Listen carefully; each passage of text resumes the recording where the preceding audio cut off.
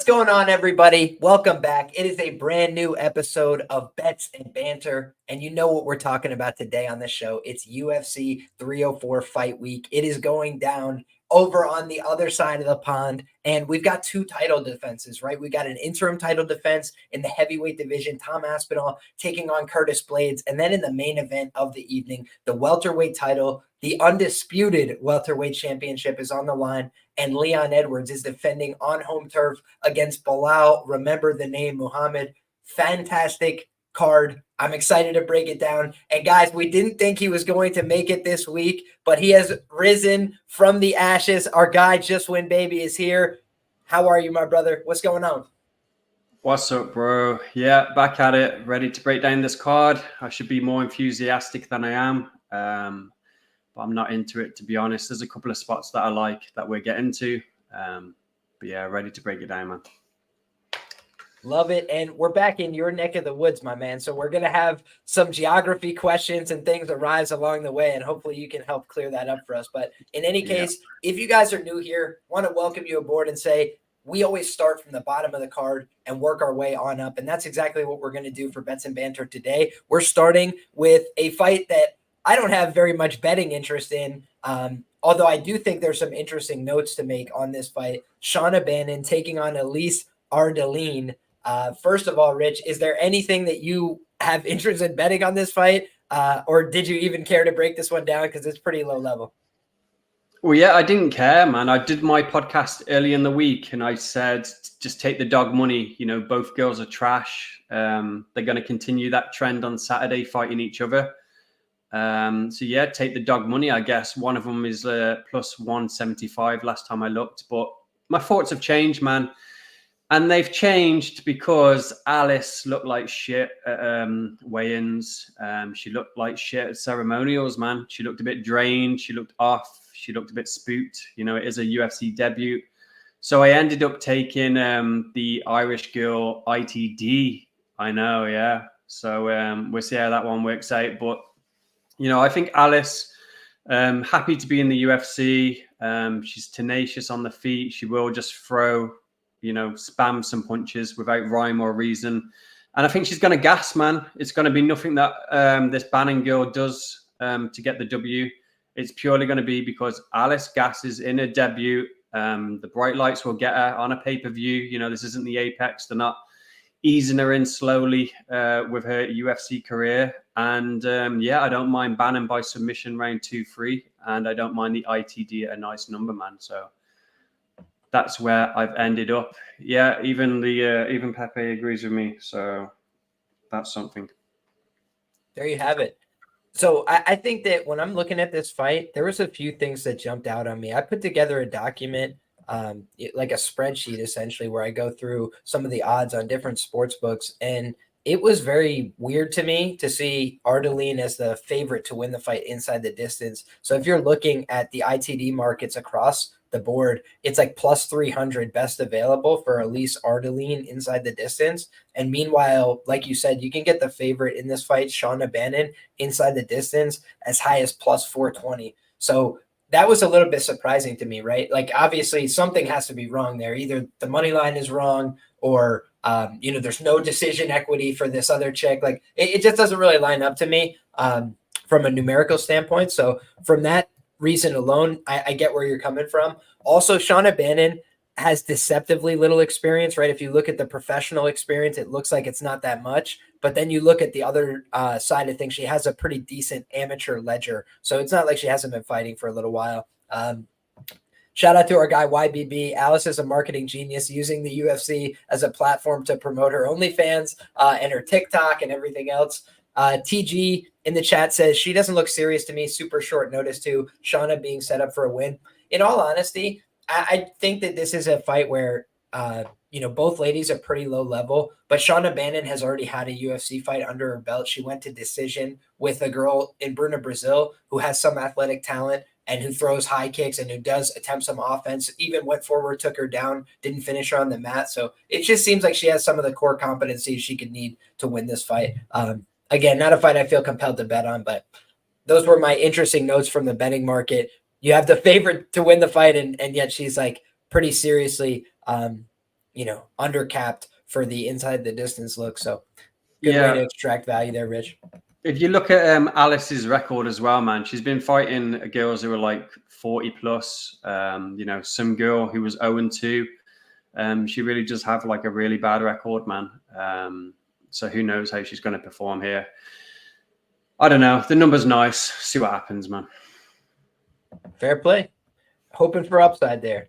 Next up, we've got Mick Parkin taking on Lukasz Brzeski, and this is the first English fighter on the card, Mick Parkin. He comes from the same camp as Tom Aspinall, and when you're looking at Lukasz Brzeski on the other side, he's coming off his first UFC win. He had really struggled out of the gates in the promotion, 0-3. He really had his back up against the wall against Walter Walker, and that was honestly a somewhat controversial decision. I thought he deserved the win there. I bet Brzeski, but it was a very close fight. He got taken down a number of times, and my whole inclination on that fight was I didn't think Walter Walker was going to finish him with his groundwork. I just didn't expect him to do anything really productive there. So I was like, Brzeski will probably get back up to his feet, keep trying to work up, and he'll throw more on the feet when they're at distance.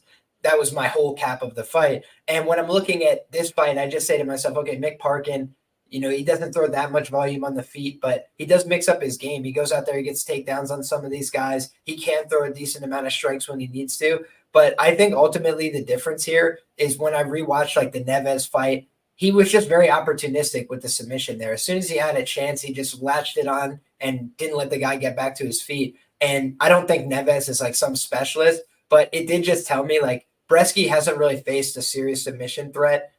In his recent UFC fights, Carl Williams had taken you down 50 times. He just won't try and choke you out.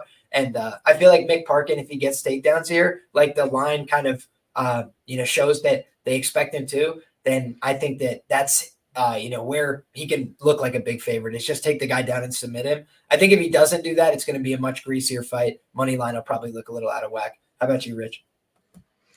Yeah, I expect Brzeski to have good cardio, but I do like the Parkin side. Not too keen on the number, to be honest. I think he's got more weight on Brzeski, so that could play a factor if they get into some grappling exchanges. If he can get on top, he might be able to stay there and win some minutes.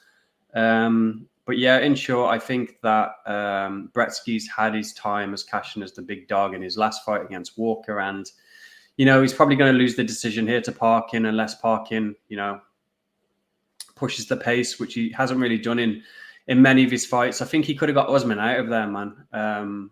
I really don't like Usman. Faded him last time out as well. But yeah, he doesn't put his foot on the gas, which is a bit frustrating. I think if he was a bit more aggressive, he could get these guys out of there. So maybe he does that this time. He's at home, hasn't had to fly over to America and the rest of it. So we'll see, man. But I like Parkin to win. Yeah, by far the most aggressive we ever saw Waldo Cortez Acosta in the UFC was against Lukasz Brzeski. He just walked him down like he was nobody and kept throwing big overhands. So exactly, man.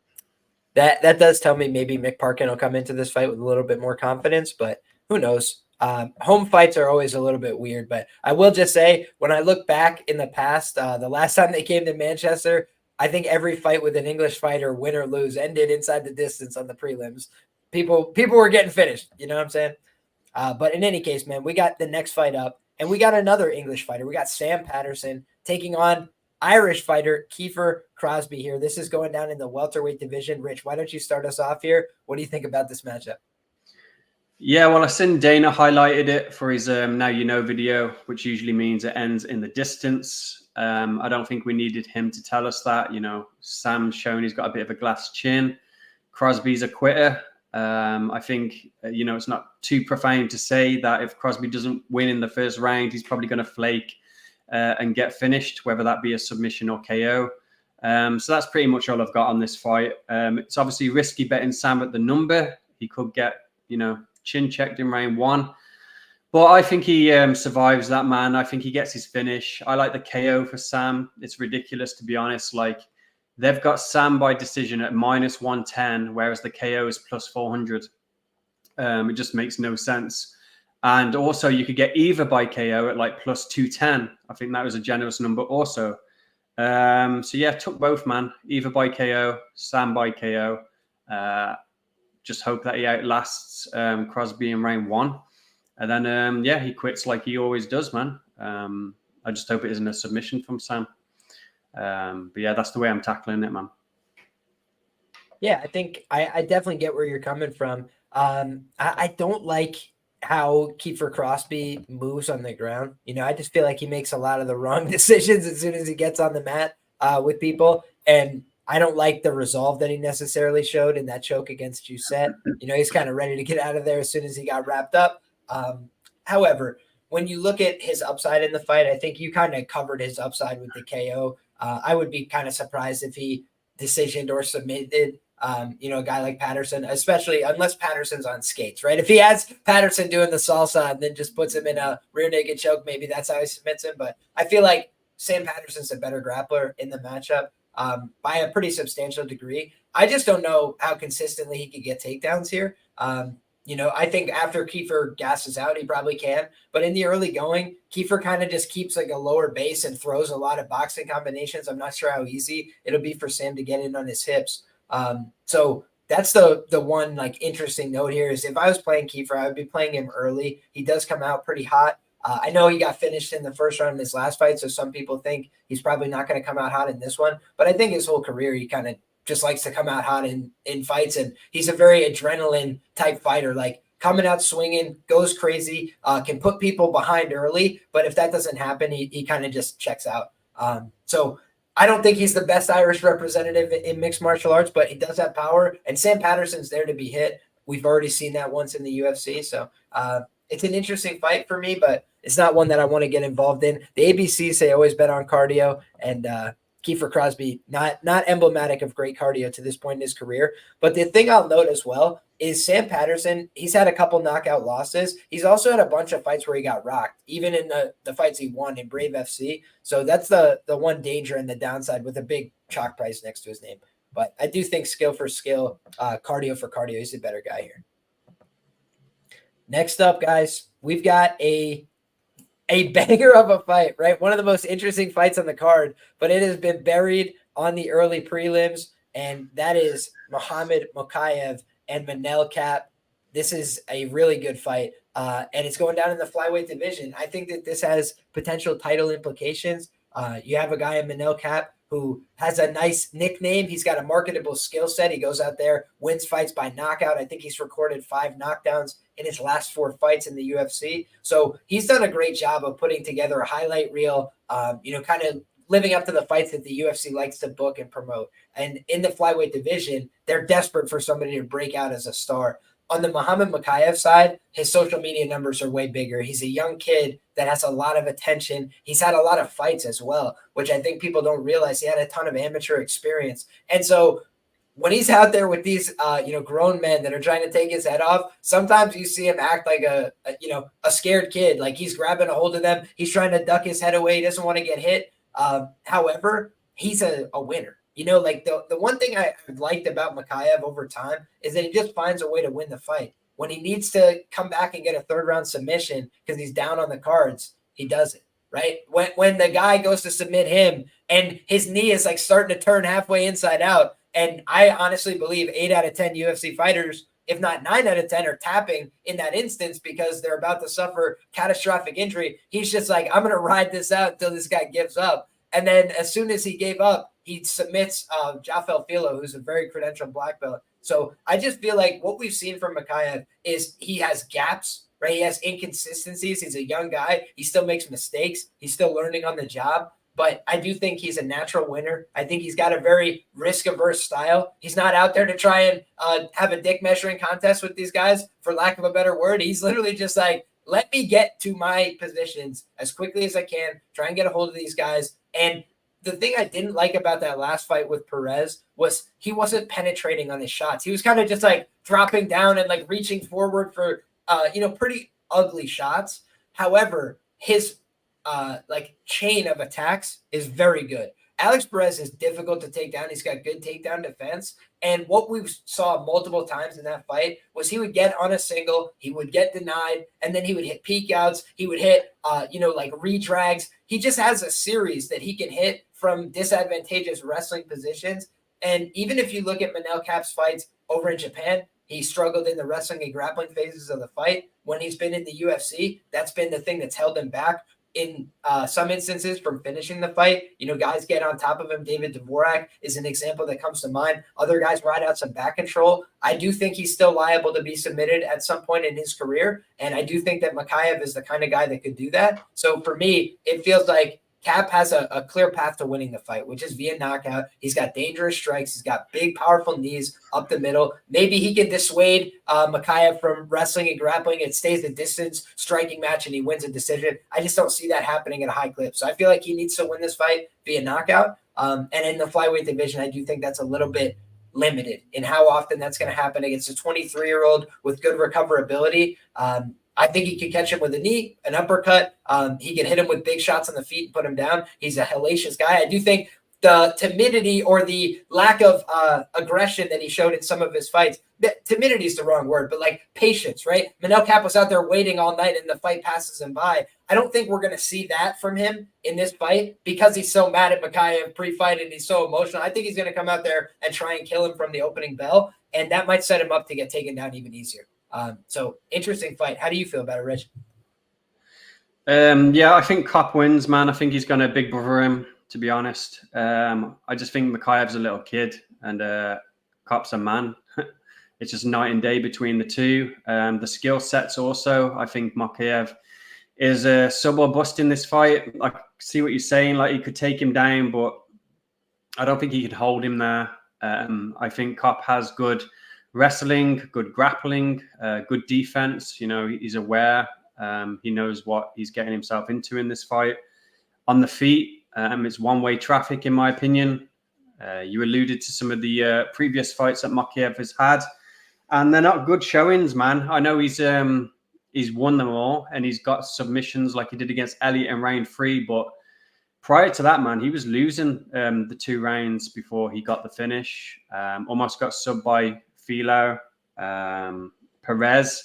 I know Perez has got good wrestling, but that still wasn't a good look, man. If you want to be a champion or, you know, you're hyping yourself up to be one, you should be able to take care of someone like that who's had multiple injuries. They're coming back from time off. You know, that was a good matchup. Instead, he had excuses about some stomach bug or whatever. The Malcolm Gordon he fight. posted a picture of the toilet. I mean, that was just something that should never happen. I know. I didn't want to go there. That's why I said stomach problems. But okay. Yeah, Gordon. That was a bit fucking sus, man. Gordon had his back in round 2 before the bell went. Had his back again in round 3. Like, his positioning just isn't good on the ground. I don't see him like blanketing Cop. And I watched some of the fights from Rizin. You know, he fought. I butcher the names, man, but he fought one of them fuckers, and they had plenty of size on him. The Haraguchi fight, you know, Haraguchi's Haraguchi, man. He's a tough fucker for anybody. So I give him a pass on them. They're certainly better fighters than anybody Makhachev has fought. Makhachev's a can crusher from the regionals, man. And yeah, I was going to make, what's his name? The Irish guy, the mush of the week. You know, I like Hadley. Alan Lawford. Yeah. But I don't like the fact Hadley missed weight, man. Upper weight, he seems like he's just ready with the excuses already. You know, I took this on short notice, etc. I think he just thinks he's doing the UFC a favor. So anyway, yes, I have changed it, and Makhachev is mush of the week. They're all on him. They all think he's fucking Khabib 2.0, but he's not. So yeah, I like Cop, man, and I'm going to bet him. Nice price as well. That was surprising. I thought it would stay pick'em. You know, it'd be like minus 110, but I'm seeing Cop like fucking plus 130, man, which is just stupid. Good notes. So yeah, I think that you make a good case for Cop. Like, I'm not in the interest of laying Makhachev at this price. However, it is kind of like a, you know, if you've been a Makhachev believer, right? It's like a buy the dip spot where it's like he's normally minus 200, minus 400. And that's like out of playable ranges on the money line. And for me, Tatsuro Taira has been my guy in the flyweight division. When he drops down to minus 170 against Perez, I'm like, okay, I'm here to find out. Like, I'm willing to lay the chalk with this guy and find out. If Makhachev's your guy, I get why you'd go to the well there, but I know who I got if Taira and Makhachev ever line up. Let's find out who the real prospect is at 125. But right now, Manel Cap, like you said, grown-ass man, here to find out if he's ready for prime time. He's definitely been of that ilk in previous organizations, and he honestly looked like he was of the level with a guy like Pantoja when he fought him back in the day. So let's see if he can earn another opportunity. I want to just note here before we move off this fight, guys, we have 2 undefeated fighters on the card. We've already talked about them both. Mick Parkin is one of them. Muhammad Makayev is the other. Do they both keep that O? Who knows? Let's find out on Saturday night. Next up, guys, Oban Elliott taking on Preston Parsons. This one's going down in the welterweight division. I believe you're up first for this one, Rich. Fuck, man. It seems too easy, doesn't it? Parsons should be subbing this guy. But I am scared, man. It looks too easy. And I've bet it anyway, regardless. It was a nice number. Did it early in the week. But yeah, hopefully you don't let me down, man. I don't get the hype with this Elliott guy. This Welsh gangster. I'm not too far from Wales. There are 0 gangsters in Wales, man. Full of weirdos. So I don't know why they're trying to stick that name on him. Didn't like his Dana White Contender Series fight. Going life and death with some fucking bum. They give him props for that. He should have just handled him accordingly. It didn't have to go the way that it did. He fought Val Woodburn. I bet Val in that fight. And he had him on skates in round 1, man. I don't think Elliott's got any striking ability, to be honest. I think he just, dances around on the feet until it's time to shoot that takedown. I think he's a grappler. He wants to smother people, take you down, try and find a submission. On the regional circuit, when he's gone up against people who can negate that, he's failed and he's been finished. And Parsons got all the ability to sub him, man. He's a strong guy. He looked good at weigh-ins. He's got slick jiu-jitsu. It's not just rear naked chokes. He could rip his arm off or whatever it might be. So yeah, when it was like plus 250 for the submission, it was a no-brainer, man. But it does worry me a bit that it just seems too simple. But yeah, I like Parsons and I like the submission, man. Fair play, my brother. This is another tricky one for me. I could just disclose to you that anything, I was like, I'm going to be on Oban Elliott this week. That was like my thought process. I was like, the reason being, I was like, you got a guy who's a local market fighter who I think is just infinitely more marketable. And you know me, like before I even start thinking about the matchup, I'm like, what's happening here? Why did they put this together? Because that's how I think. And I was like, okay, they like if Preston Parsons lives or dies, they do not care. And I don't mean that to be rude or callous, right? I just talk about from a business interest. If he never fought on another UFC card, it would affect their bottom line in 0 ways, right? Now, when they have somebody who's from a unique demographic, Wales, like you said, they don't have many gangsters. They don't have many UFC fighters, right? And when you look at a guy like Oban Elliott, I think he's a guy that goes out there, gives a good interview. He's a talkative guy. He's the guy that wants to go out there and market himself. And the other thing is he's young enough, right? Why do they have some of the guys from China signed to the UFC, where there's probably a better guy on the American regional scene, but he's just a generic guy? Right? Like there's 7 other guys that are just like him that have also lost 4 fights, that have also, just been average guys on the regional, but they don't sell themselves. There's nothing interesting about them. They don't have a gimmick. Nobody sells a t-shirt based on them. Right. And I do think the Welsh gangster, why are they trying to sell that? They're trying to sell anything. They're like, hey, will you buy this guy with the pink hair? Will you buy it? Like, they're like, what gimmick would you buy? Go ahead. Like, and I'm feeling like in this fight, you got a guy in Oban Elliott. The difference between this and the Kike Brito fight, it was the same line, essentially, right? You look at Tapology, they have the plus 135 against Kike Brito, but 18% of Tapology voters at the time were picking Oban Elliott to win the fight. Everybody was on Kike Brito for that Contender Series matchup. Now, 60% of Tapology voters are on Oban Elliott, and he's still plus 120 in the market because sharps, including yourself, are on the Preston Parsons side. I think there is like a case like, hey, maybe he goes out there and he wills himself to victory. I do think Preston Parsons is eminently hittable. I think he can be knocked out. I do think he gets rocked in every single fight I've ever watched of his. However, he is as skilled as you made it out to be on the ground. And when you look at a guy like Oban Elliott getting reversed by Val Woodburn, that's the one thing I don't know if you mentioned. Not only was he getting rocked on the feet, dude, there was like 3 times where he's on his back and just like falls over the top and Val Woodburn's on his back. I'm like, bro, what? Like, how did that even happen? So I think that Oban Elliott is a very green fighter, a work in progress. I do think the line should be somewhat close. I don't think it should blow out like minus 200 Parsons, because if you're doing the salsa in every fight, eventually somebody's going to knock you out. And I do think Oban Elliott is very confident I do think he's very aggressive coming into this fight. And I think he's going to go out there swinging hammers. So whether it's technical or not, I think he's going to go out there and take some risks and try and kill this guy. And I do think Preston is a guy that you can knock out. But I think on the other side, like if Preston's on top of him for extended periods, it's probably going to get ugly because he just doesn't have the answers on bottom. We've seen it against Flaminis. We've seen it against, what's the other kid's name? Figlak. He just really is green in those phases. And even though he's gotten better, it's still not great. We saw that as recently as Val Woodburn. So that's my thoughts on the fight. Like I wanted to be on Oban based on my narratives and the way I view these fights, and the tape just kept me off this one. I'll tell you something on the narrative side, man. No one gives a fuck about Wales. It's nothing, man. It's full of old people. It's a holiday destination. It's full of retards. He's one of them. Like, I'm not even exaggerating. Like, I wish I could think of a state in America to compare it to. I imagine it's somewhere like Kentucky. Like, no one gives a fuck about the Welsh. We even make fun of them, bro. I'm not even joking. You got Ireland, you got Wales, you got Scotland, you got England, and we all call them sheep shaggers. We all say they're like farmers who play with the animals in the night and the rest of it. No one gives a shit about him, man. He's a jubilee, in my opinion. You know, sometimes I get what you're saying, who the UFC wants to win and narratives, and they're trying to push on that. But he's a jubilee, bro. You've seen it in the Val Woodburn fight. You said it yourself. He was getting fucking reversed there. If Val had any cardio himself or any wits about him, he would have subbed. So this is definitely Parsons' fight to lose. And this Welsh gangster shit, there are no gangsters in Wales, man.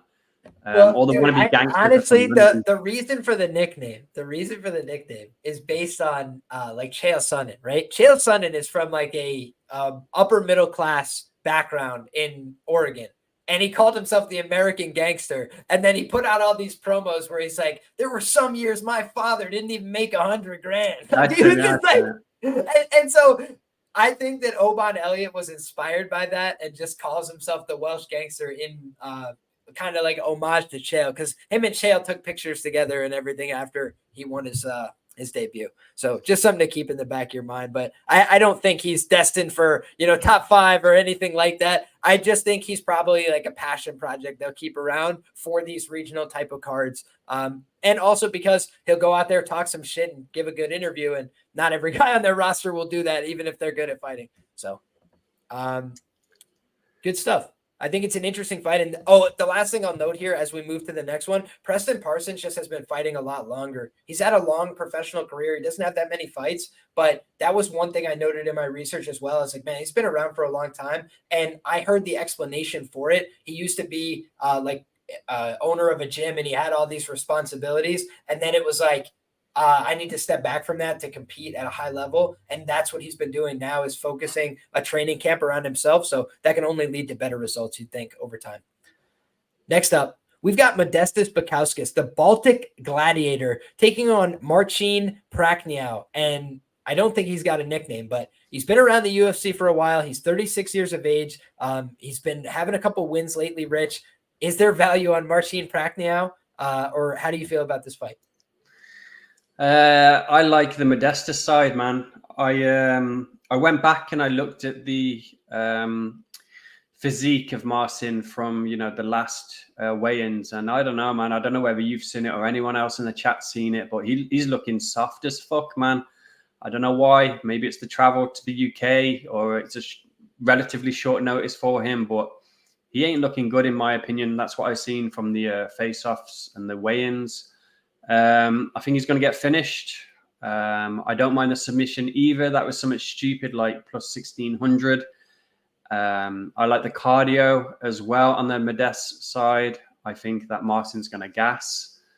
So yeah, all over Modest in this one. Just don't get clocked by something stupid, man. It's his fight to lose. I think he should be one of these fighters on the card who are minus 200, minus 250. But yeah, I think it's a decent price tag for the money line, man. And like I said, I don't know what it is with Marcin, but he looks soft as fuck, man. What do you reckon? You seeing that? Yeah, I mean, I never thought of Marcin as like the most intimidating athlete physically. I feel like he's really just a guy that goes out there and he can fill a void. Like if you just don't throw anything, he will be the guy that initiates and just throw a bunch of slapping volume. But I don't think of him as a very damaging fighter. More often than not, I think of him as a guy that makes some poor choices defensively. He's a guy that if he gets hit, he wants to get one back. That makes him a little bit predictable as well. You could draw out reactions by touching him. Now, I think that Modestas leaves a little bit to be desired just in terms of where he's at overall. He's not a guy that I think is like destined for top 5 or something like that, but I think he's a more marketable guy. I think he does have a better story. I wanted to shout out Activa. He's a frequent commenter on the chat, and he's normally there, to prod my ass for something I got wrong, and I mean this with love and respect, right? He normally makes a valid criticism, right? I forgot something. I didn't mention this detail. And he did comment on my first look this week. Prachniow beat Khalil clearly on volume. Feel like you brushed right over that performance and tossed it aside. Great win for Marcin, 100+ significant strikes. So, hey, I want to say hats off to him. That is his best win, I would say, in the UFC. Pretty clearly, especially where Khalil is at right now. Khalil's kind of a hot and cold fighter. We've seen him lose to guys that he's way better than, guys with sub 500 UFC records. We've also seen him go out there and smoke guys, make it look easy, beat them like they stole something. So I think that you look at this fight on paper, and Modestas is a guy that has more marketability. He's a guy that has a good track record of winning fights late, like pulling out round 3, round 4 finishes when he was in Cage Warriors. And I feel like that is beneficial against a guy in Prachniow who always slows down as a fight gets extended. Talking about being soft, Rich, if he doesn't have great conditioning leading into these fights, then we already know he gasses out when he does look at the best of times, right? So if he's not going to be well-conditioned for the fight, and he's taking on a guy in Modestas who's very desperate, right? He's coming off of a loss. Both these guys lost to Petrino, but the way Prachniow lost to Petrino is he just got out-physicaled over time and got folded by the physicality. Is Petrino good at jiu-jitsu? Go watch the Anthony Smith fight and see what he did in that one, and you'll be like, okay, no, maybe he's not great at jiu-jitsu. He literally just squeezed the guy's head and he gave up. And you look at how Prachniow responded, not great.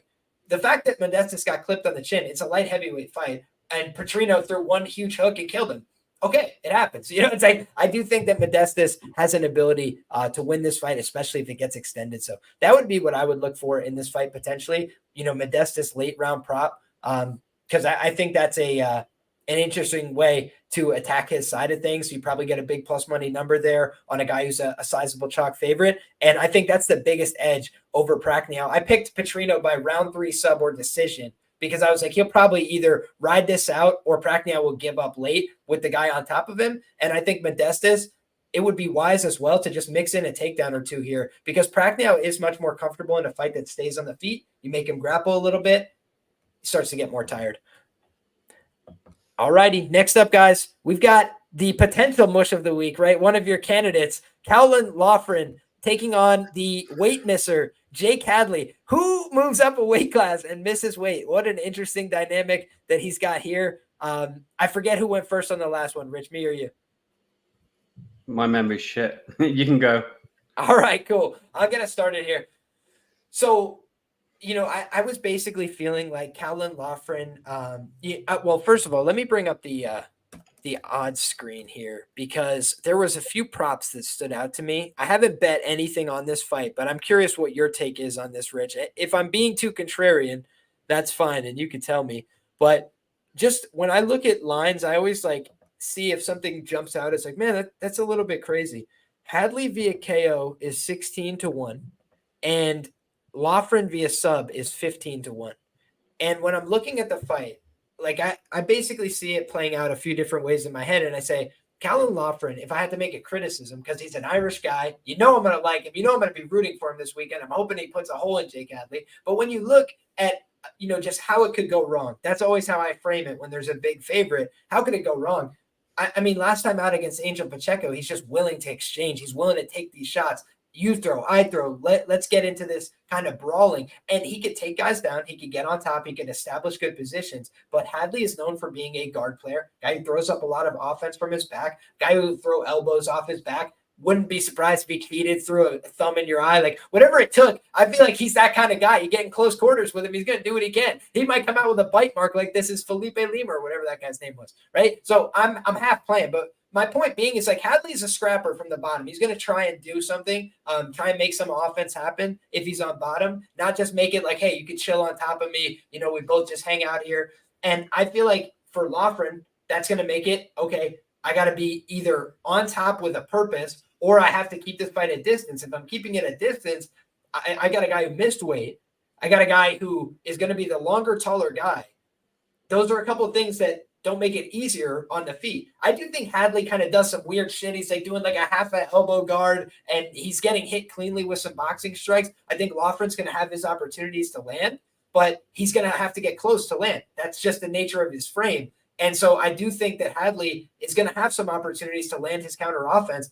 And when you've got a guy who's getting hit cleanly and getting damaged up by Angel Pacheco at times, I am thinking to myself, like 15-1, 16-1 to knock that guy out is a little bit wide, I feel. Taylor Lapilus isn't a knockout striker. He's a point striker, you know? And I feel like Jake Hadley, he probably is going to look to come out hot in this fight if he doesn't have 15 minutes to work with, right? He's probably going to try and come out and land impactfully early. The other thing to note, guys, we have seen a number of fights recently in the UFC where it's not, oh, I put you down, I hit you with one shot and you fall over and the fight's over. I cut your face, they can't close it, fight's over, right? It's like a bad cut on your face and the fight can be stopped. So when you have a guy who is Caucasian, right, he's got skin that will show damage right away, and he's fighting a guy who's probably going to throw elbows and punches in bunches at his head, it's 16-1 for the KO. I think it's a little bit wide. On the other side, if Loughran is as good as he's projected to be with the wrestling and the grappling here, if the strength difference is as big as it's supposed to be, if this guy really doesn't have more than 7-8 minutes of cardio because he took the fight on short notice, what happens if Loughran's just on top of him, landing some shots from the top position, and Jake Hadley starts to give up his back? He starts to give up bad positions. You said yourself, what if he's a little bit checked out and making excuses already in his mind? Callum Loughran starts putting him in some bad spots, gets his back. What if he just taps? It's 15-16-1. It's like, is he a minus 200 favorite or isn't he? You know, because if he is, how is one of his method markets, in this case, 15-16-1? It just doesn't really make sense to me. So I'm curious what your thoughts are on that, Rich. Yeah, well, I liked Hadley because of that reason, man. I watched a fight of Loughran's. I want to say the guy's name was Fletcher, and he was getting taken down all over the place, man. And that's all I needed to see, man, like how is his takedown defense. So, yeah, that was enough for me. You know, I think he takes people down as well, and that's going to play into Hadley's world. The reason I kind of jumped off it was because of that weight miss, man. It's like lazy as fuck, and I don't know, he just seemed too nonchalant, like he had excuses ready, you know. I took this on a week's notice. I feel like he thinks he's doing the UFC a favor, and win or lose, he's going to remain in the UFC. And I don't think that's a good mentality to have. So, yeah, he is going to play jiu-jitsu off his back. Loughran does look a bit like a meathead, like he would play in his guard and give him the opportunity to do that. And it was plus 600 for the sub for Hadley, so it was kind of like a no-brainer. But yeah, I see people saying that Loughran can get a finish late. Maybe not. I don't know. It's not for me. I think he's going to get a decision. Hadley has never been finished. I don't think he's a bitch. You know, I don't think he's going to roll over. I don't see him tapping at all. But we've seen stranger things happen, man. So my official pick is Loughran by decision and comfortably, man. That weight miss is just, I don't know. He didn't look good either. I know it was only a pound over. Like he was 137. It was only a pound over. But I don't know, man. He didn't look good. I don't like the body language. So Loughran by decision, man. But I don't hate the, you know, the round 3 props. I see what people are seeing, man. Fair play. Our guy Pepe as well says Loughran round 3 or decision. So interesting looks.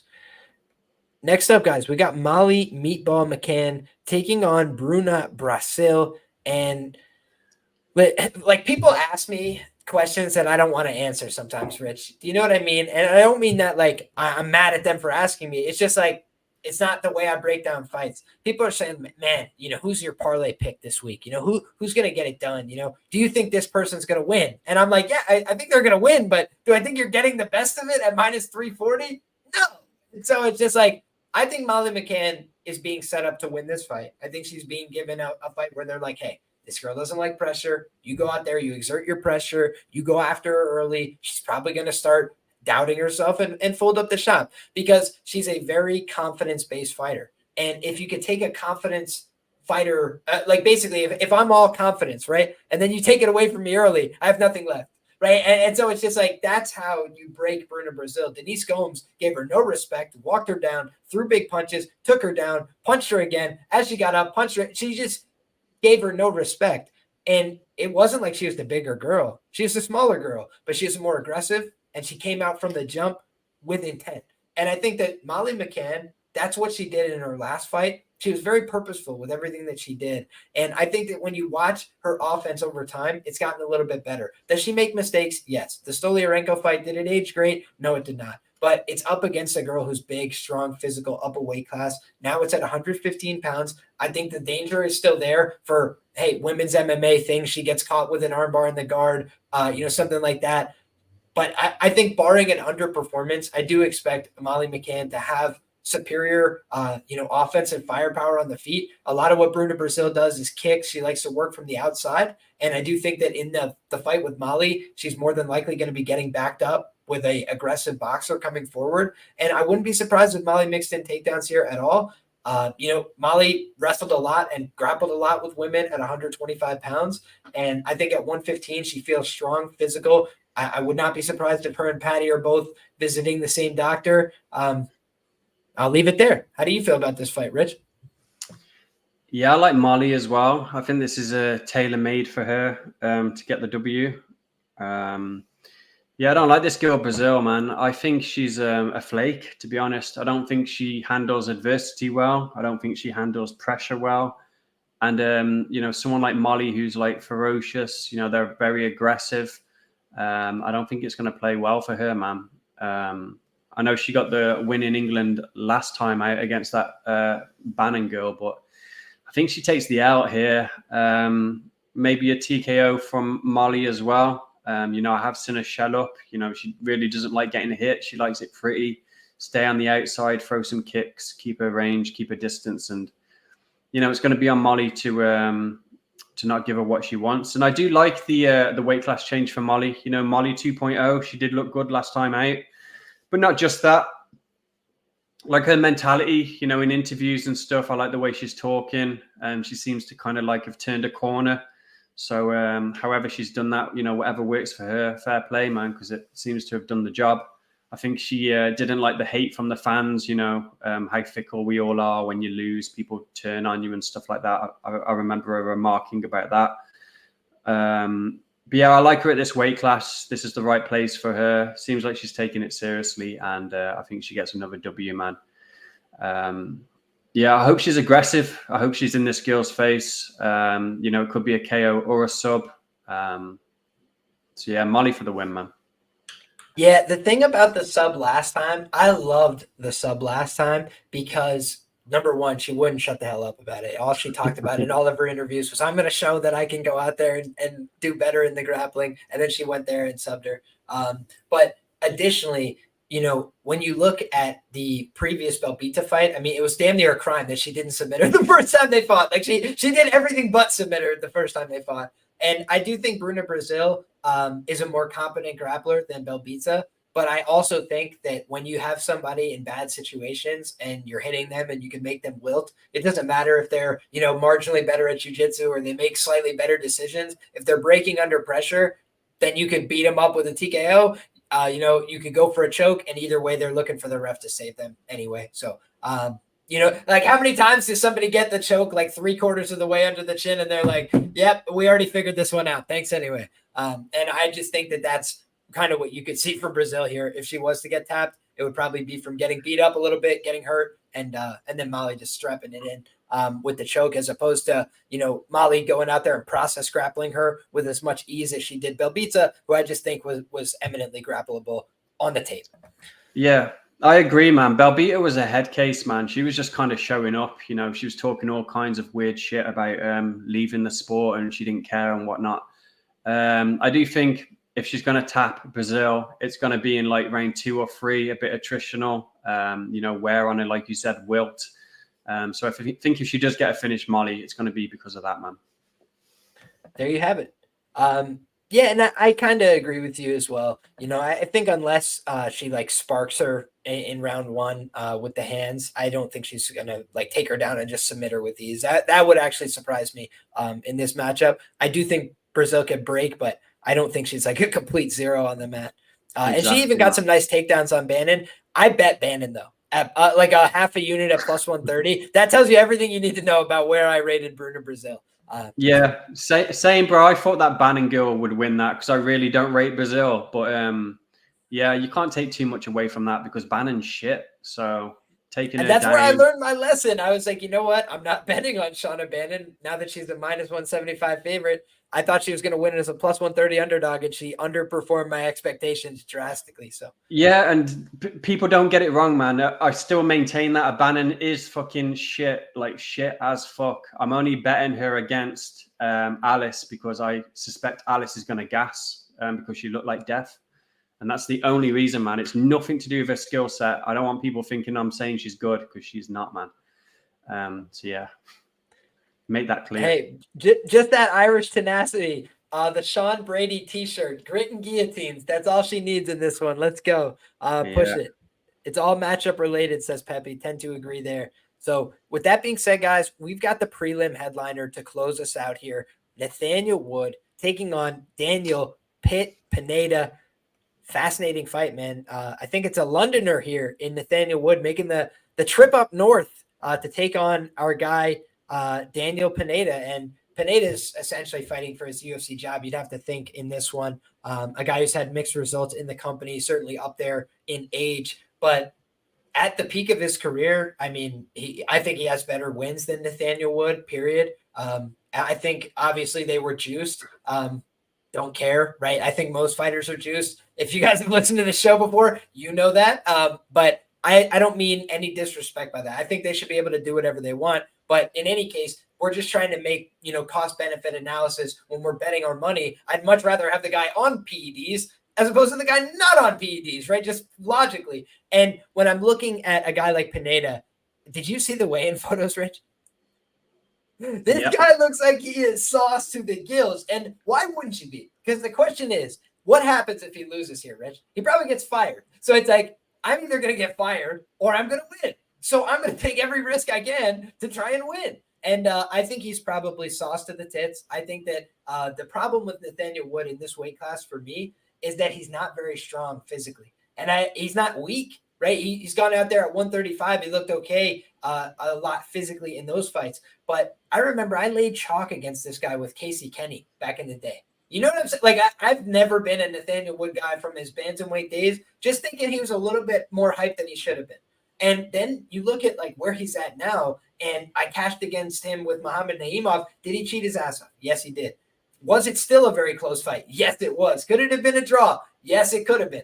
But when you look at the ultimate outcome, Naimov is not as good at anything as Nathaniel Wood, right? Like, he just hits hard and can take him down because he's stronger. That's it. And when I'm looking at this fight, I'm like, Daniel Pineda could take him down in the early going, in my opinion, because he's stronger. I think he can pick him up, slam him, do whatever he wants in the first round. I do think beyond that, we know that Daniel Pineda is old. He's muscular. He uses a lot of freaking energy in his style. It's all 100% commitment kick, 100% commitment swing. Go for a huge takedown. Go for a all commitment guillotine. But that's the kind of offense that finishes fights.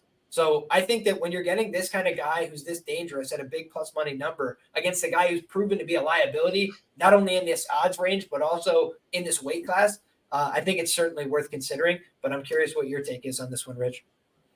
Yeah, I agree, man. He's a lazy fucker. He shouldn't be in this weight class, man. I don't know what his problem is. Yeah, I think you said, man, Daniel round one, maybe look to live bet this fight. Even if, Pineda's having his way in round one, but doesn't get the finish, and Wood's all fucked up. I do think he can take over in rounds 2 and 3. This is probably by far the best grappler that he's faced. So if Pineda can get him down in round 1, I don't know what Pineda's sub is round 1. But if that's stupid, I wouldn't mind a sprinkle on that. But I'd be inclined to say that Wood survives, gets his finish in round 2, 3. But yeah, he should think about his weight classes, man. If he was fighting, different opposition, or if he actually wanted to make something of his career and have title aspirations, then you should drop down, man. That's all I got. I'm looking at the odds right here, and we're seeing the odds on Pineda by sub in round 1 as high as 25-1 in the market. So yeah, it's a pretty big number. And I think as high as 10-1 on just the round prop, because he does come out swinging pretty big hands. And even in some of these fights that have gone the distance, Wood has been like on skates, rocked, dropped, like hit badly. So yeah, I think this is an interesting fight. And there's a lot of people that have like very close connections to this part of England on the card. And I don't think that Nathaniel Wood is one of them. And Rich, you can correct me if I'm wrong, but London is like a different scene. Am I wrong? No, you're right. The opposite ends of the country, man. It's like a fucking 4-hour drive or something, which doesn't sound a lot, but it is in this tiny country. I understand what you mean. And I've heard just like culturally, there's like a difference. So I think that Nathaniel Wood gets the pop as a Londoner in London, but I think that maybe it'll be a little less exaggerated here. Obviously, all the UK fighters are going to get a pop, make no mistake. But it's just something I'm keeping in the back of my mind. It's like, there's a lot of guys in the -3XX, -4XX range. How can you poke holes? And that's one that I could poke. So interesting. Yeah. But with that said, please, no, go ahead, Rich. No, I was just going to be disparaging again, man. It's different from everywhere, man. London, people like Paddy in Liverpool, the Manx, they're all different people, man. Londoners are the worst, in my opinion. The Manchester people are pretty chill. So yeah, you're right, man. I think out of all the people on the card, he is the standout one. The Londoner coming up. Oh, Modeste is from London as well, I think. If I'm not wrong. Yeah, the Baltic Gladiator. He claims somewhere else entirely too. I think Lithuania is his flag. Oh, fuck. Okay. But he lives in London. I'm 99% sure. Yeah. Good shout. But in any case, my man, we've got a great fight coming up next. It's kicking off the main card. As we do that, guys, I just want to ask, if you don't mind, drop a like on this video. Get subscribed to the channel if you're not already. Our goal is 4,000 subscribers, within the next 15 days. Let's keep it rolling. Let's keep it pushing. If you're not already, if you watch every week, what are you waiting on? Get subscribed, because we're talking about the main card of UFC 304. Arnold Almighty Allen taking on Giga Chikadze. Rich, why don't you start us off in the featherweight division? Well, I like Allen to bounce back. He's on a 2-fight losing streak. It was against like top competition, so we can forgive him for that. Giga, he's had injuries. He's old for the weight class. He fights once a year. He didn't look too good in the Alex Caceres fight, especially after round 1.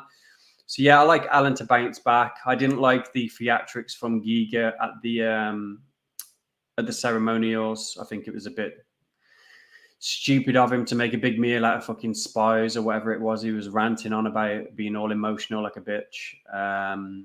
So yeah, maybe Allen can get a finish. I see a lot of people betting a sub. I suspect you're going to take it too. It's not for me, man, but I understand where people are coming from. I think Allen's happy to point fight, and if you want to point fight with him, then he's happy to do that, like he did to like Gilbert Melendez. That's how I see this going down, kind of similar. Where he just touches Giga up, some calf kicks, just enough to win the rounds, and happy to cruise to a decision, get a W, get back in the win column. But that's how I see it going. Allen decision, man. Yeah, we're going to disagree here.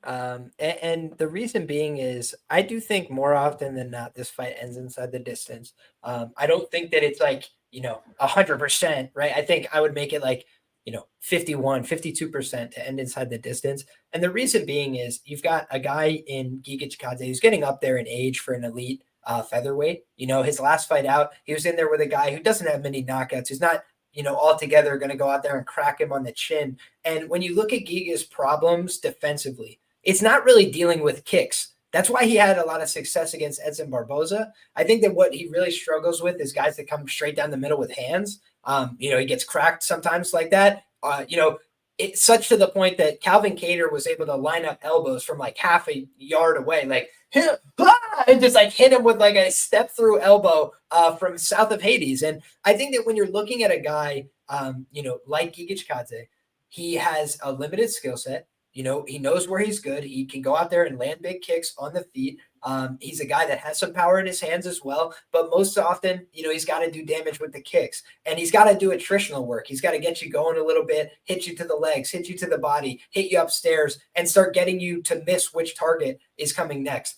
I think that when you look at Arnold Allen as a striker, there is still things he needs to work on, because Movsar Evloev had a lot of success against him in the striking phases. I know he had to respect the wrestling there. That did keep him in a defensive posture, but he leans over a lot when he's striking. He's like very heavy into his lead leg. That opens up people to kick you in the leg. That opens up people to, open up with body kicks. Movsar Evloev had a lot of success hitting him with switch stance body kicks, just like stepping through to a body kick on either side. And I do think that that is literally Giga's trademark move. It's like go through and step through on body kicks over and over to multiple sides. The other thing I'll mention, though, is Arnold Allen is a southpaw. And you saw that a lot of southpaw success was had for Alex Caceres against Giga. And again, he doesn't have the same power as a guy like Arnold. So Arnold can go out there and hit you and hurt you and really make the consequences a lot more. And we've seen that against guys like Sadiq Yusuf, who now people consider him chinny. But at the time, Sadiq was a guy who was out there getting a bunch of wins under his belt, who's going to be the real prospect here. And Arnold Allen was able to hurt him badly twice to win critical rounds, critical moments there. So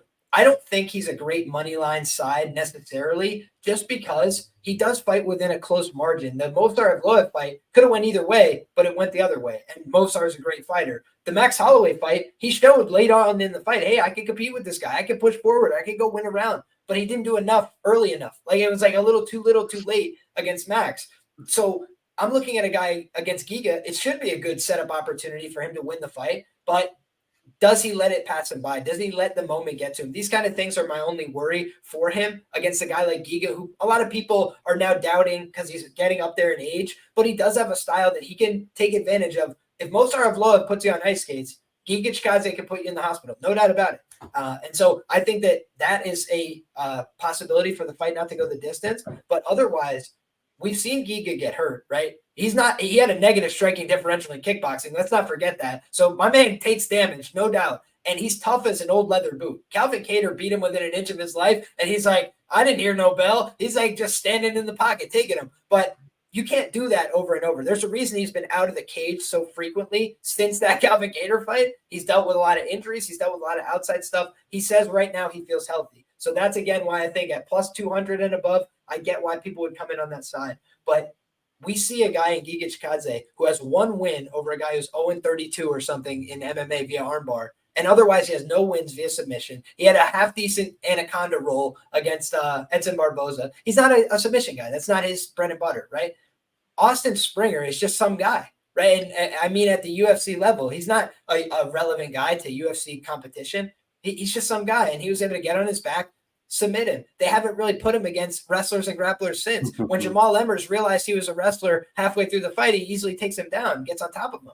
And I'm like, you have a guy in Arnold Allen who comes from a great background in jiu-jitsu. He's a brown belt in Brazilian jiu-jitsu, trains at Renegade, trains with Faraz Sahabi, a black belt in Brazilian jiu-jitsu, trains with Karol Pravik, a guy that I study his guillotines every day, like a nerd. Like this is the kind of guy that he's learning from. And when you look at how he's finished fights in the UFC via submission, twice he's done it with the short choke here, follows the guy to the ground and finishes it. That's because he knows all the fundamentals. He's very dangerous with that. The closest anybody I think has come to submitting Movsar Evloev, not named Diego Lopes, is Arnold Allen with that same front choke, dude. He put it in so tight, and Evloev had to start doing front flips, flat backing himself, everything you could do to alleviate the pressure on his neck.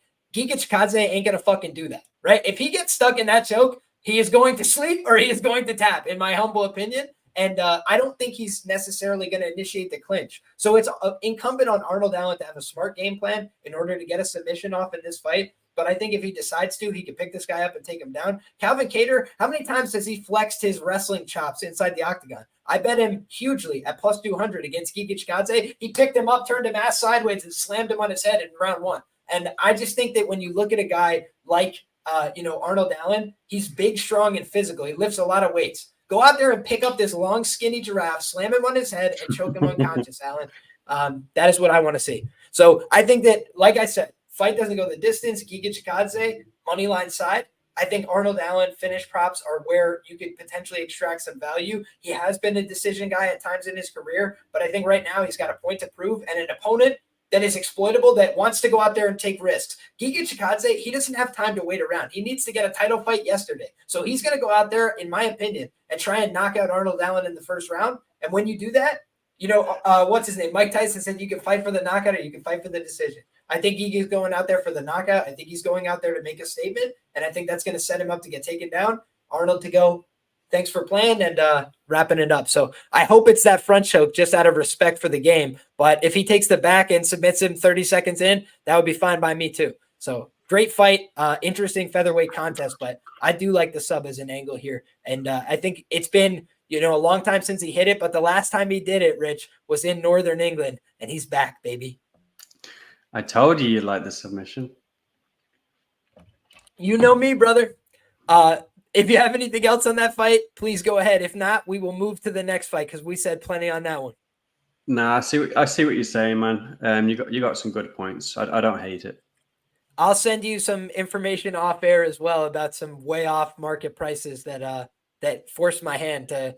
I went with the round props as opposed to just the outright submission. You guys that are really deductive reasoners can figure out what I'm talking about. God bless you. But in any case, my man, let's move to this next one where we got Christian Leroy Duncan taking on his opponent here, Gregory RoboCop Rodriguez. And I really, have been a RoboCop fan. But the trend says it's all over here, Rich. And the reason being, this guy can't string together 3 wins in the UFC. He goes out there, he gets 2 wins, and gets knocked out. 2 wins, gets knocked out. It's just like a recurring cycle at this point. So right now, he's on the precipice of a breakthrough. If he can go out there and get the win, hey, hats off to him. He broke the cycle. But right now, the cycle says it's time for him to take that unfortunate L, and it might be inside the distance once again. And you look at a guy in Christian Leroy Duncan, he hasn't been my cup of tea throughout his UFC run. Like, I don't like guys that are more about finesse than they are about results. And I felt like in the Armin Petrosyan fight,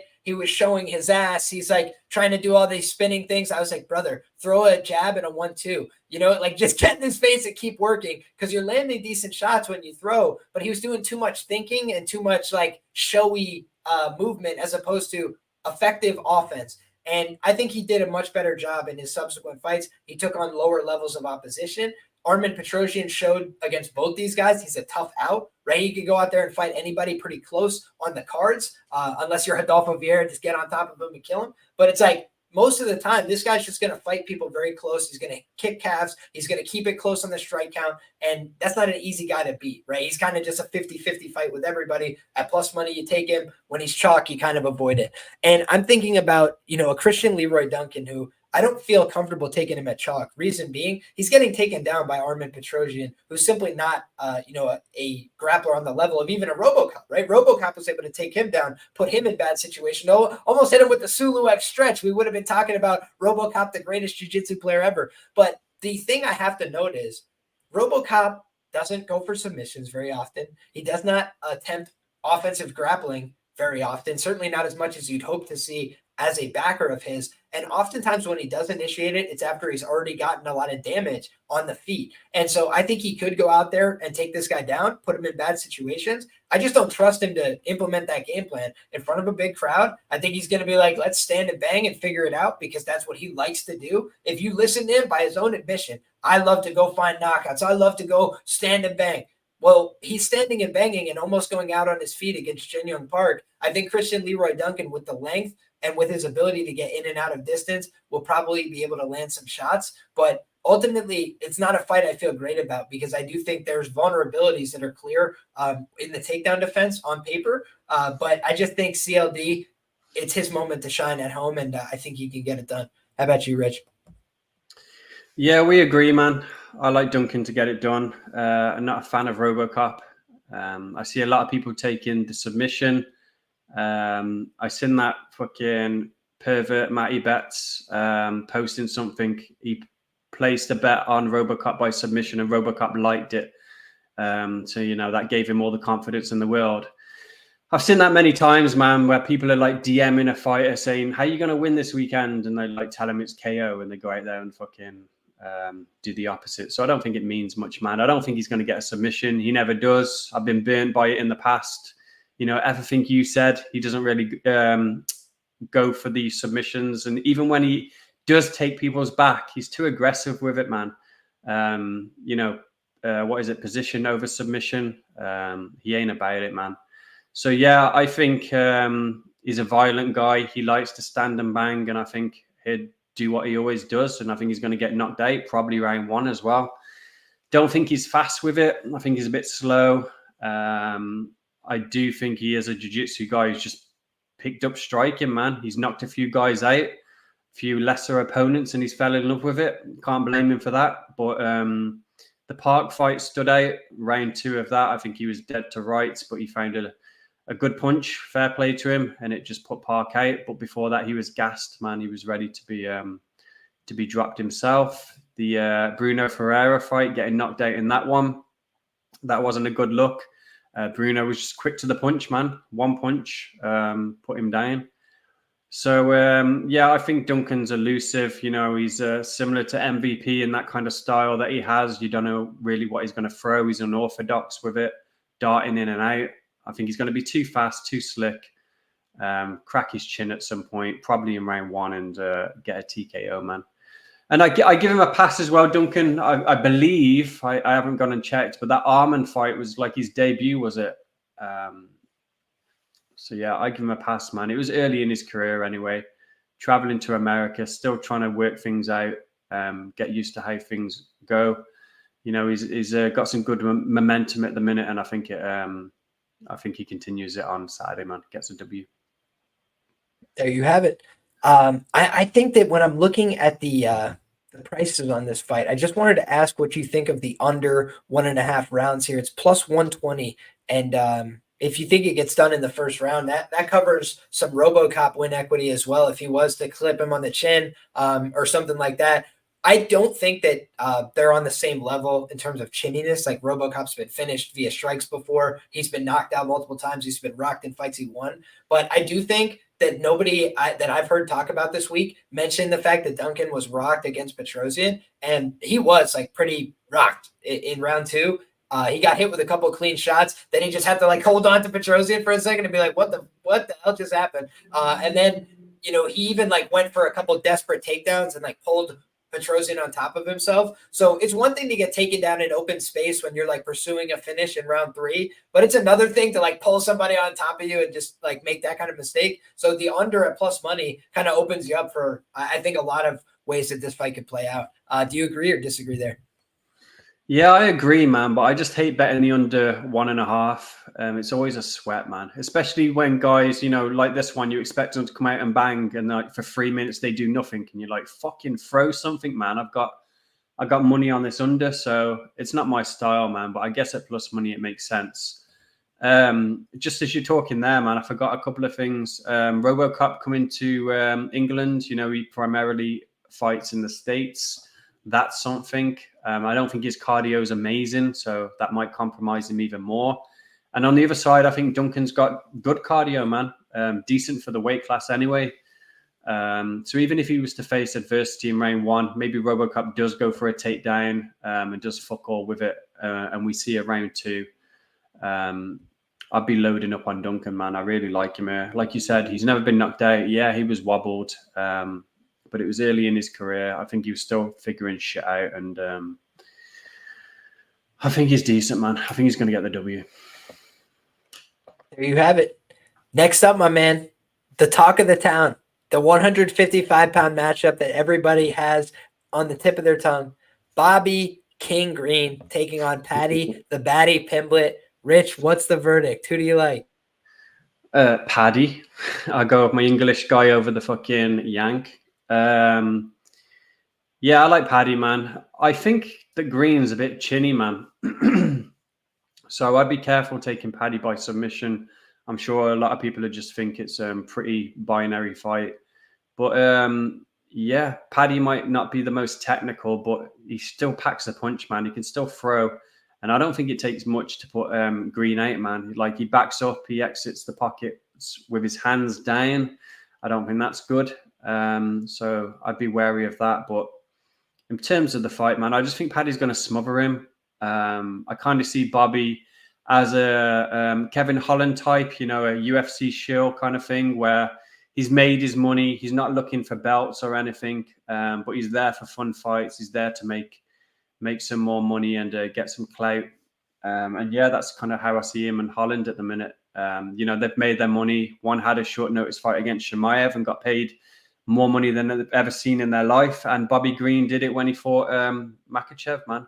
Made a bag there. So I think he's just happy to show up. And all this talk and all this getting in each other's face, it's just a bunch of theatrics. I think when they go in there, Paddy's going to close the distance, try and hug him. And if they're at space, I think he will throw some hands, man. He will try and, close that gap on the feet. I think if it was a pure boxing match, Bobby would have his way. I think Paddy would be lost, but it's MMA, man. Mixing in the takedowns, that's something that Green has got to worry about. That opens things up on the feet to surprise him. Look at Khabib against Conor, man, when he rocked him with that overhand right, because Conor was so concerned with the takedowns. It's an age-old story, man. When you're worrying about the takedowns, it opens up the hands. So I don't mind Paddy by KO if it's a stupid number. That could be something, but ultimately, I think Paddy wins, and I think the dog money, if you got him very early, was sharp, man. I think he was like plus 120, plus 130, something like that, a couple of weeks before this card started. So yeah, I'm on the Paddy side, man. Well, that makes two of us. I wanted to address one comment in the chat. Let's see if I could find it now, because it just went up here. Oh, goodness, man. Paddy couldn't even finish 80-year-old washed Ferguson. Basically, people are saying it's red flag that he couldn't finish Tony, right? Sean B says that's a very bad look, not able to finish Ferguson.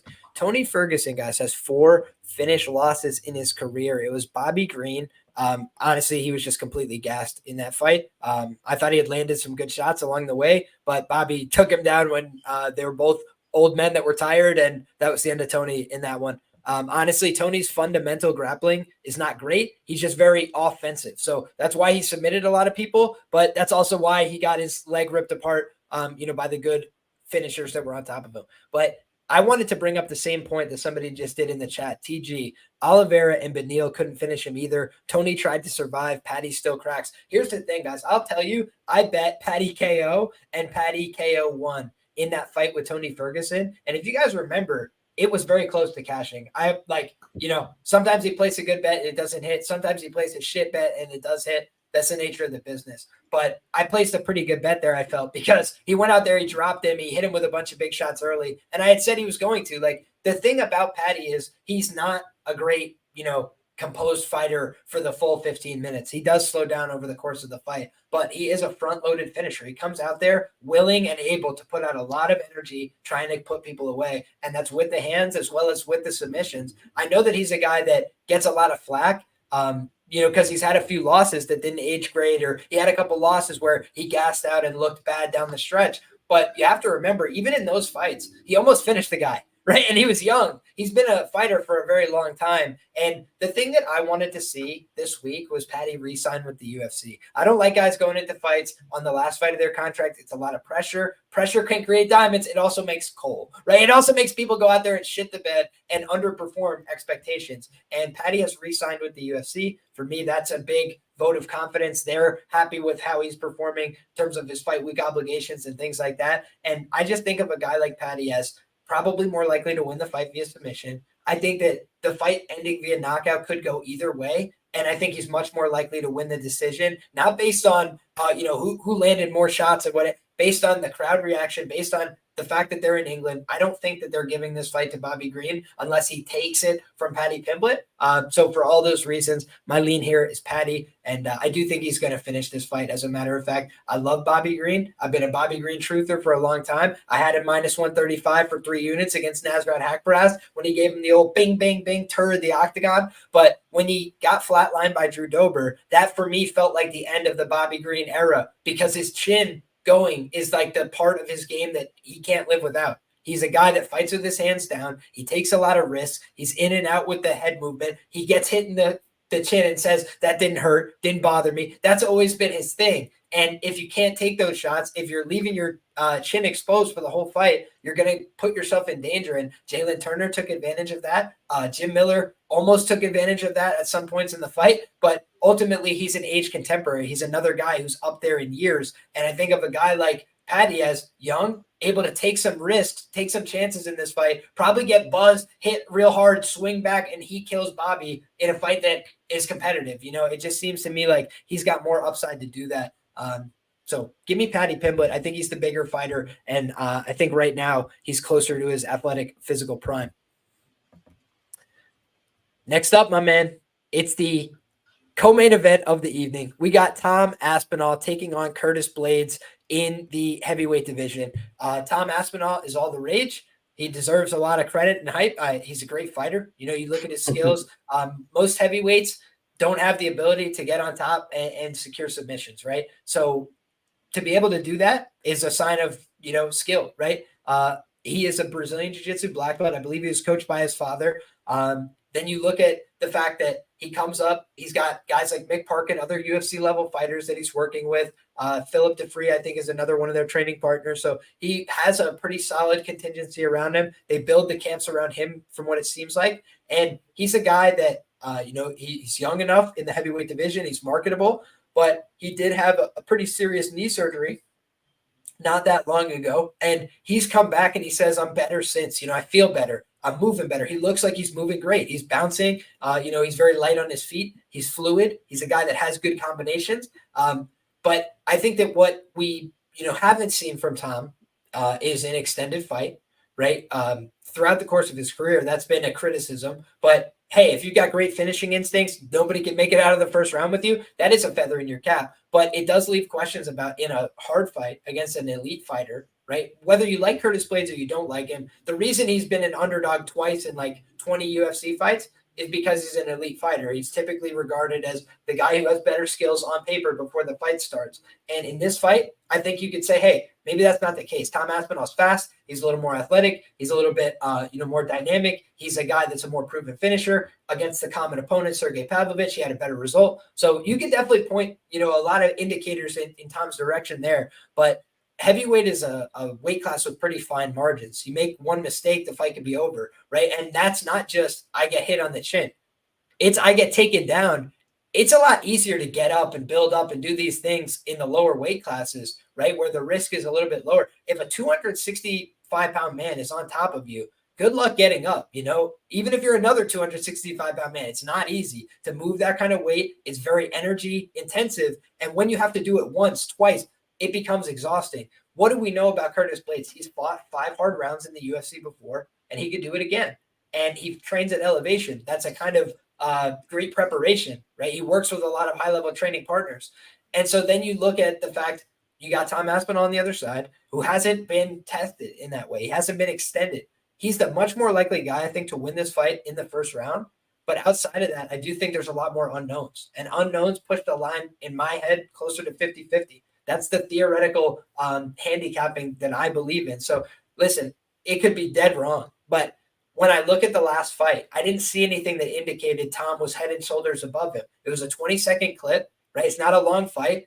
They're both out there just trying to get their range, whatever. And people are telling me all week on Twitter, I can't envision a world where Curtis wins. I can't imagine a path to victory. I'm like, guys, they already fought one time, and the guy literally threw a kick, fell over right away. Like, that happened already one time. So I'm not saying I expect the same result. He's going to throw a leg kick, fall over, and get hurt, right? But I'm just saying, how can we not imagine Curtis can win the fight when he's already won the fight? He was a plus 120 underdog the first time they closed. He wins the fight. Now he's a plus 340 underdog, plus 320 underdog. And it's like, he won this fight last time. He's lost a handful of times to good strikers in the division, but he's a proven cardio guy. He's gone long. He's beaten top 5 guys in the division for years. Is he really, less than 25% or whatever it is to win this fight? I'm not sure about that. How about you, Rich? Yeah, the odds are fucked up, man. It should be fucking evens. It makes no sense whatsoever. So it was an easy click for me. I bet Blaydes, man. Don't Don't like Tom. I am a bit biased. You know, you was nice to him. I think he's fucking a retard, man, to be honest. I think his wins are shit as well. People like Jake Collier, you know, on the come up. Spivak, which was a pretty binary fight. The only real win I give him credit for was the Pav knockout. And I suppose the Volkov sub was pretty decent. But yeah, bar that, man, I just don't know. He hasn't been tested. You know, when he fought Arlo, after round one, everyone was thinking, oh, Arlo's going to do it. This guy's a fraud and whatnot. And he hit that submission and Arlo insta-tapped. But before that, man, you know, he threw the kitchen sink, didn't get his finish. You know, what's going to happen if he does that again? And he is going to hit a brick wall at some point. It's great. He gets these 20-second KOs over people. It is heavyweight. You know, you do really only have to touch him once or twice to put him down. But Blaydes is good, man. Blaydes is good everywhere. No one gives him credit for the first fight. Everyone talks about the injury, but if you watch the fight before the injury happened, Tom wasn't smart, man. He tried to bum rush him.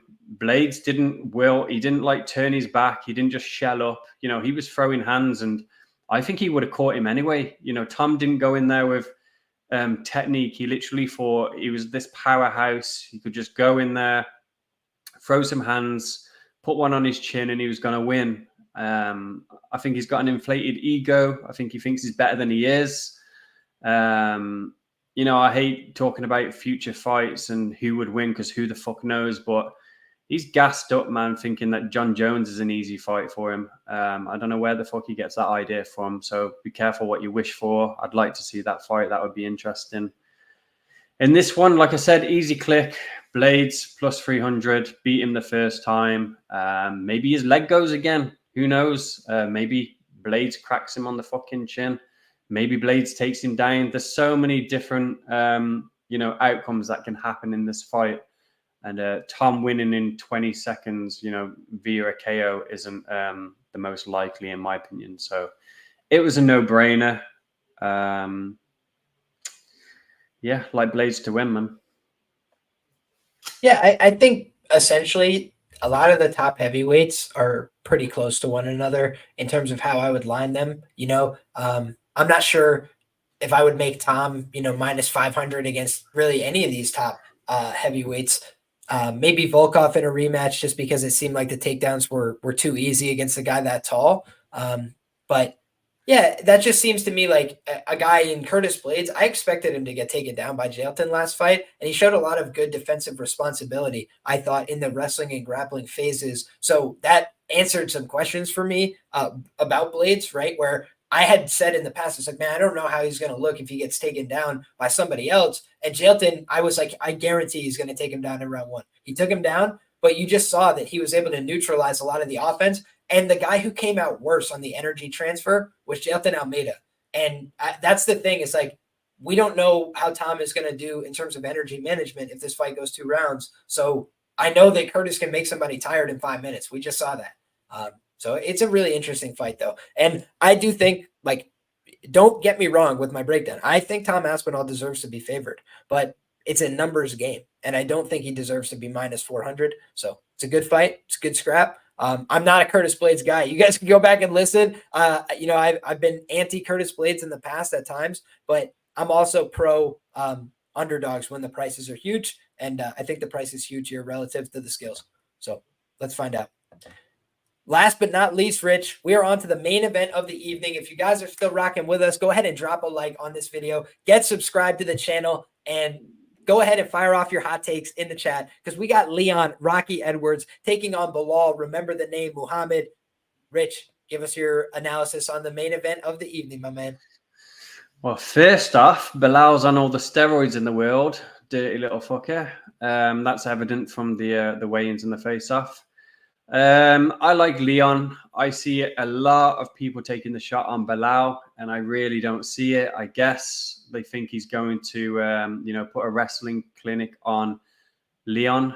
I don't see that happening. The only way I can see Belal winning this fight is by a lucky KO. You know, something like what Nate Diaz did, just catch Leon sleeping a little bit and, you know, connect with something. But Leon's had many camps, man, for these wrestling type people like Usman, like Kobe Covington, who he even started to take down in their fight, and he was looking for submissions.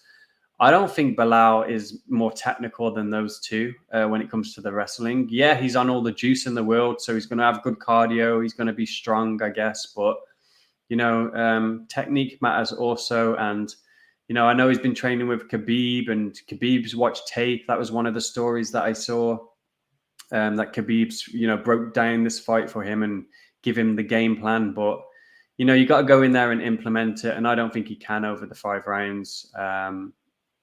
I think Leon's good everywhere. Like I said, I wouldn't even rule out a Leon submission, man. He's talking about the KO. He's going to knock Belal out. But if Belal is going for takedowns and whatnot, he could reverse position, get a submission. Like I said, he did go for it against Colby. He has got a bunch of them on his record earlier on in his career.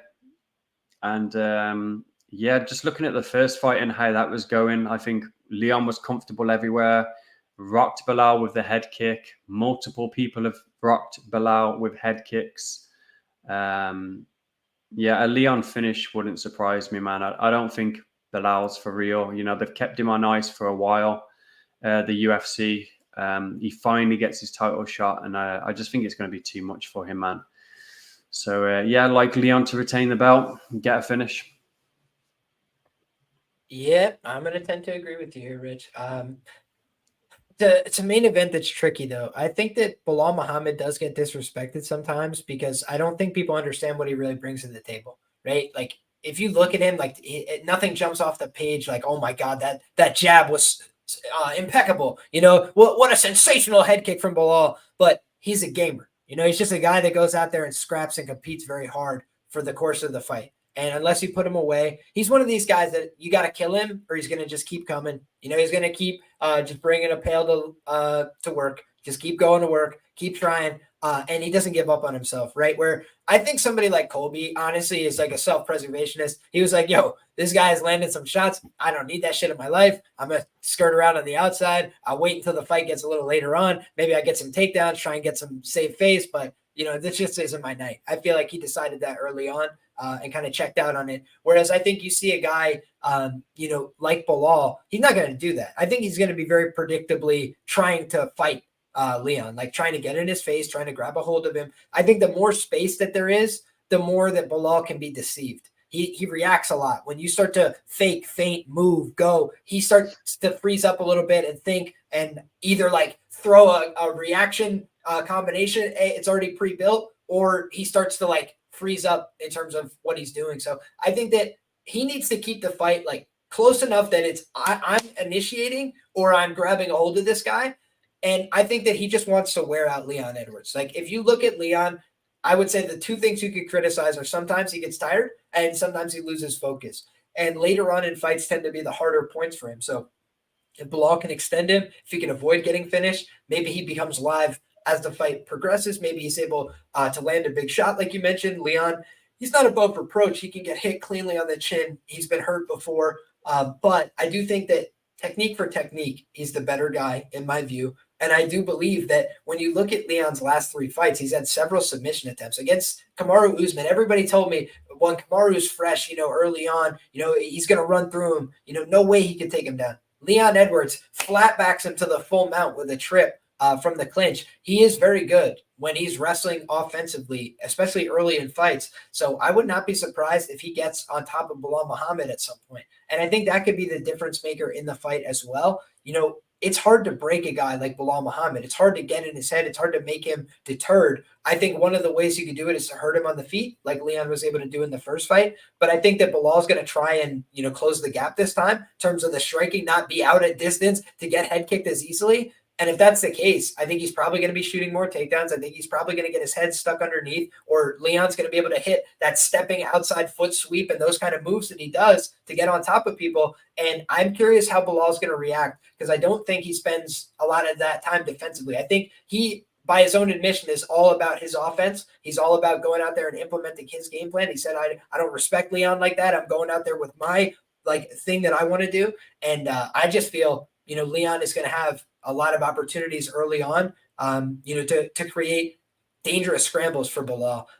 Belal hasn't really been in a very tough submission grappling context in a while. The best guy he fought from a jiu-jitsu perspective by far, Damian Maia, was clearly past his prime athletically. And I believe that was his last fight in the UFC. If not, he had one more, but it was at the end of his run. So I think of this as a competitive, interesting scrap. But I just think Leon Edwards right now, he's a young guy. He's a marketable guy. He's at home, and he's the more proven finisher. Not by a huge margin, but he is the more proven finisher of the two. And I think it's a great fight, but Belal, right place, right time. He's been asking for an opportunity. He did everything right. He set out all the right things leading up to get the shot, but now he's got to deliver, and it's a tough task. It's easier said than done, and I picked Leon Edwards his last few fights. I picked him to get it done inside the distance in several of these fights as well, and he hasn't produced as many finishes as I thought, but I think that this is a willing dance partner. I think Belal's going to go out there to get in a fight with him. I just think Leon is the better fighter at the end of the day. Great fight,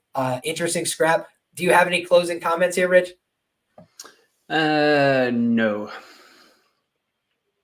Well, that's the end of that then. Guys, God bless you all. I appreciate your time, your consideration. I hope that you guys enjoyed the show. Go ahead and drop a like on the video before you get out of here. Get subscribed to the channel. We're talking fights here each and every week. If you guys have any questions, comments, concerns, fire those off down in the comment section below. And if you guys are looking for more information from me, you can find it down in the description box below. You can find me on Patreon. You can find great work over at Fight Numbers from their team, from our guy, John Kelly. Congratulations to him. Just got a new job within the industry as well. So go check out what he's got going on at Fight Numbers, at John Kelly. All the links that you need are in the description below for Rich as well.